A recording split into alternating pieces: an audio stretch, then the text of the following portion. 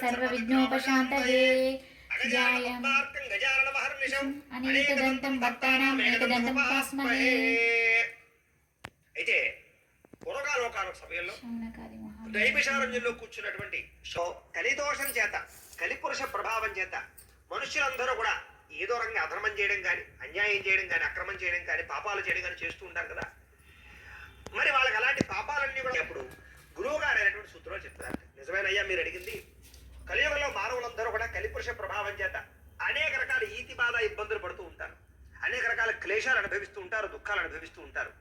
వాళ్ళకి ఆ దోషం పోయేటటువంటి అద్భుతమైనటువంటి ఉపాయం ఒకటి ఉంది. ఏమిటా ఉపాయం అంటే కనుక హరి గోవింద గోకుల నందన గోవింద బలరామానుజ గోవింద బౌద్ధ కల్కిధర గోవింద వేదా హరి గోవింద గోకుల నందన గోవింద కమలదాక్ష గోవింద బ్రహ్మాండ రూప గోవింద భక్త తారక గోవింద నిత్య కళ్యాణ గోవింద గోవింద హరి గోవింద గోకుల నందన గోవింద నిరిద్రం ప్రియ గోవింద హరి సర్వోత్తమ గోవింద జనార్దన మూర్తి గోవింద భిక్షుత సంయుక్త గోవింద శ్రీ పురుషో శ్రీ గోవింద గోవింద హరి గోవింద గోకుల నందన గోవింద శేష గోవింద గోవింద హరి గోవింద